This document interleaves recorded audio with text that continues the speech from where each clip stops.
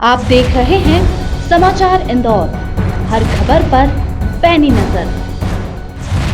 इंदौर जिले के किशनगंज थाना क्षेत्र से एक रोंगटे खड़े कर देने वाला मामला सामने आया है, जहां एक गरीब वर्ग शर्मा पीड़ित परिवार का आरोप है कि 17 फरवरी 2025 सुबह करीब हमारी बच्ची स्कूल के लिए निकली थी। जब स्कूल से फोन आया तब पता चला कि बच्ची लापता है, जिसकी शिकायत के लिए किशनगंज थाना पहुंचे तो पुलिस ने शिकायत तो दूर की बात है, हमारा बेशर्मी के साथ मजाक उड़ाया। किशनगंज थाना पुलिस की लापरवाही और बेशर्मी की सारी हदें पार कर दी है। अगर वक्त रहते कार्रवाई शुरू कर दी होती तो शायद मासूम बच्ची आज जिंदा होती। बस पुलिस को तो पैसा खिलाते रहो, कोई मरता रहे तो मरने दो। अब देखने वाली बात होगी कि बच्ची को न्याय मिलता है या नहीं। सच की लड़ाई लड़ता रहेगा समाचार इंदौर। संपर्क करें हमारे इन नंबरों से 9406614775 या फिर हमारे व्हाट्सएप नंबर पर 8269855540। Bureau report. सर मेरी गुड़िया जो छोटी वाली सिस्टर थी वो 7:55 के प्रैक्टिकल देने के लिए कृष्णा कॉन्वेंट यहाँ से गई और वो स्कूल ना पहुँचते हुए मैं ऑफिस अपने पहुँच गया तो मुझे 9:13 पे शर्मा मैडम का कॉल आया कि आपकी बहन अभी तक स्कूल नहीं पहुँची है। तो मैंने कि नहीं मैम, मेरे यहाँ से वो निकल गई है 8 बजे। मैंने कि पहुँच गई होगी, तो उन्हें नहीं पहुँची। तो मैं और मेरा फ्रेंड दोनों जने वहाँ से निकले और यहाँ से अपने घर से अपनी छोटी वाली गुड़िया को लेकर हम स्कूल में जांच पड़ताल करने के लिए पहुँचे। तो वहाँ मेरी गुड़िया वहाँ नहीं मिली। तो उसकी कोई एक फ्रेंड ने बोला कि भैया मैं अनुमान से बता रही हूँ कि मैंने शिवानी को मैजिक में जाते हुए देखा है। तो मैंने कि बेटू कंफर्म हो कि आपने उसी को देखा? कह रहे भैया नहीं है, लेकिन आप एक बार ट्राई कर लीजिए।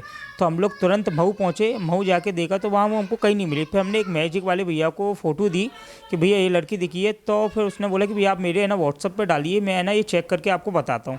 तो 7:30 बजे के समथिंग सर मेरे को उनका कॉल आया कि आपकी बहन बहुत डरी हुई थी और 8:30 बजे मैजिक में बैठी है और 8:55 वाली रतलाम डेमो ट्रेन में बैठ के गई है डरी हुई। तो ठीक है सर। तो हमने लगा कि रतलाम तो वो जा ही नहीं सकती, तो इंदौर बहुत ज़्यादा से ज़्यादा हम मान लेते हैं, ना घर में कोई ऐसी कोई ज़बरदस्ती है ना कोई कुछ चीज़ का टॉर्चर। तो हम लोगों ने इंदौर राजबाड़े हम लोग सारे फ्रेंडों ने भाई बहन सब लोगों ने हमने वहाँ ट्राई किया, नहीं किया। उसके बाद हमने 3:16 पे किशनगंज थाने में जाके एफ़आईआर की। तो सर वहाँ एक मैडम थी अनीता रावत करके, तो उनके पास मैंने एफ़आईआर का बोला कि मैम ये देखिए, मैंने कि मेरी गुड़िया है जो वो घर से चली गई है और अभी तक नहीं मिली है, स्कूल के प्रैक्टिकल देने के लिए गई थी। तो उनका डायरेक्ट ये बोलना हुआ कि कितने साल की थी? तो मैंने कि मैम थी 18-19 साल की। कह रही हो सकता है किसी के साथ भाग गई हो वो। मैंने कि नहीं मैम मेरे साथ रहती है। तो मैंने ऐसे कैसे भाग जाएगी मैम? मैंने कि भाई मेरे साथ रहती है, आपको क्या पता कि वो भाग गई? कह रहे हर परिवार अपने बच्चे को हमेशा ऐसे ही बोलता है। मैंने कि नहीं मैम ऐसा कहीं नहीं, कम आप लिखिए तो मेरी कंप्लेंट। तो कह रही कंप्लेंट तो लिख रही है, अच्छा वो कोई मोबाइल चलाती थी? मैंने कि नहीं। कह रहा आप झूठ बोल रहे हो, वो उसके बैग में जाके चेक करना मोबाइल होगा। फिर वहाँ कोई एक सर थे, तो सर से फिर वो डायरेक्ट है ना टॉन की तरफ बात करने लगी, सर आप काले हो और आपका बच्चा गोरा कैसे है? तो सर मतलब मैं उनके पास फरियाद लेके गया तो उनको ये शब्द का प्रयोग करना था, मेरे हिसाब से तो नहीं करना चाहिए, क्योंकि वो पब्लिक के लिए बैठे हुए ना कि अपनी मनगढ़ी करने के लिए। तो सर ये चीज़ के लिए मुझे बहुत बुरा लगा। फिर उसके बाद एक यादव सर करके है वहाँ पर 1 स्टार SI, तो उनके पास उन्होंने बोला कि उनके पास जाइए। तो मैं सर उनके पास गया तो बोला कि घर में कोई लड़ाई हुई थी? तो मैंने कि नहीं सर। तो कह रहा है वो 100% वो किसी से बात करती थी, कोई फ्रेंड के साथ चली गई है।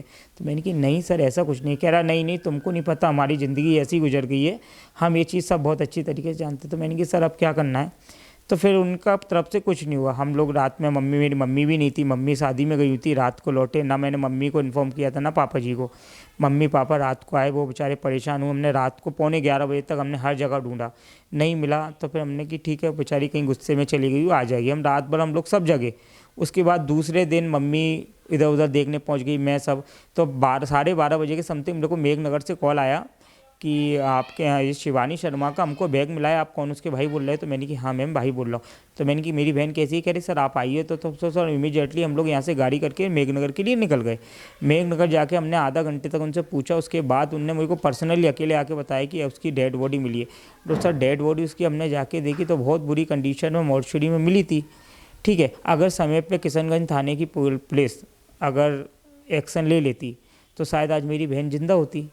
तो लापरवाही तो सर मैं पूरी किशनगंज थाने की मान रहा हूँ। ठीक है, उसके बाद भी सर वहाँ से सब कुछ हो गया, उसके बाद भी मैंने उनको कंटिन्यू कॉल किया, लेकिन मेरे 3 कॉल उठाने के बाद भी उन्होंने कॉल नहीं उठाया। उसके बाद मैंने अपने यहाँ इंदौर की इतिका बंसल मैडम जो SP हैं उनको मैंने इन्फॉर्म किया, तब उनने इमीडिएटली जाके एक्शन लिया। तब से 15 से 20 मिनट बाद कुलदीप खरे सर जो TI हैं अपने किशनगंज थाने के, वो मेरे पास आए, उनने मेरा बयान लिया, वो बोले कि ठीक है जैसा भी है मैं आपकी तरफ पूरी मदद करता हूँ।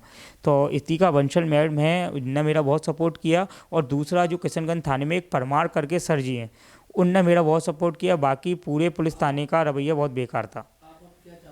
सर बस मेरी बहन को न्याय मिले सर, हम तो यही चाहते हैं भैया। हम लोग गरीब आदमी, इसलिए हमारी कोई बात नहीं सुनना। अगर हम लोग अमीर होते, हमारे पास भी पैसा होता, तो आज शायद मेरी बहन जिंदा होती है, उसको न्याय मिल गया होता सर अभी तक। क्या नाम था और क्या उम्र थी? शिवानी शर्मा, तो आज शायद मेरी बहन जिंदा होती है, उसको न्याय मिल गया होता सर अभी तक। क्या नाम था और क्या उम्र थी? शिवानी शर्मा सर, उम्र थी उसकी 19 साल। आपका शुभ नाम? Shivam Sharma sir. Sir south Shanti Nagar Mau गाँव। वहाँ थाने से कोई आपको सपोर्ट मिला? सर 1% भी कोई सपोर्ट नहीं। उसके बाद हाँ, मेघनगर की पुलिस जो भी रही वो मेरे लिए बहुत हेल्पफुल रही। लेकिन जो किशनगंज की पुलिस थी, उसने एक बार भी, ये इतना मैटर हो गया उसके बाद एक बार भी ये नहीं पूछना चाहा, या कोई पुलिस वाला, एक कांस्टेबल तक भी नहीं आया कि भैया आपके केस का क्या हुआ क्या नहीं हुआ। कोई उनसे मेरे को 1% तक मदद नहीं मिली सर। आपकी बहन की डेड बॉडी लाए तो उसका कुछ सपोर्ट वहाँ से कुछ मिला? नहीं सर, मैंने हर जगह पैसे दिए।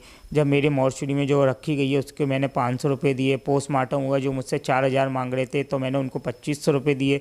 एम्बुलेंस में यहाँ अपने घर तक लाया तो मैंने उनको 8500 रुपये दिए। सर मैंने देखिए पैसा नहीं देखा, बस मेरे को तो बस आप लोगों से यही गुजारिश है कि उसको, मेरी बहन को न्याय मिले बस सर। नहीं सर, कहीं से कहीं तक नहीं। उसको कहीं घर में दिक्कत होती है तो सर मैं समझता कि उसने आत्महत्या की। जो लड़की मऊ से अपने घर नहीं आ सकती है, तो सर वो यहाँ से 250 किलोमीटर दूर कैसे पहुँच सकती है?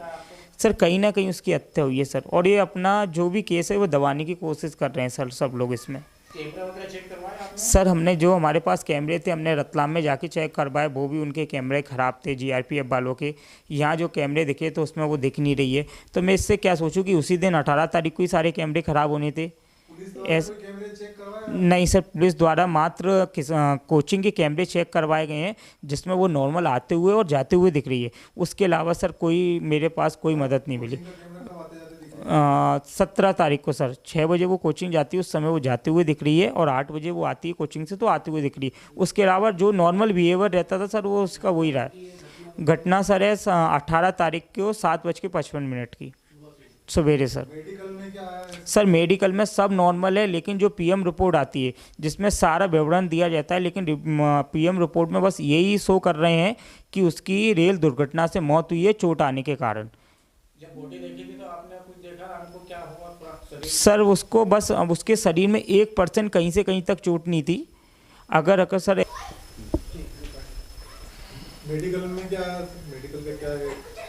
सर मेडिकल में कुछ भी विवरण नहीं दिया गया, बस यही दिया है कि उसको चोट लगने से मौत हुई है। अगर चोट लगने से मौत होती तो उसमें सर कहीं ना कहीं तो शो होता, लेकिन हमको पूरा ये 100% विश्वास है कि कहीं ना कहीं सर उसके साथ कुछ गलत हुआ और पीएम रिपोर्ट चेंज हुई गई है।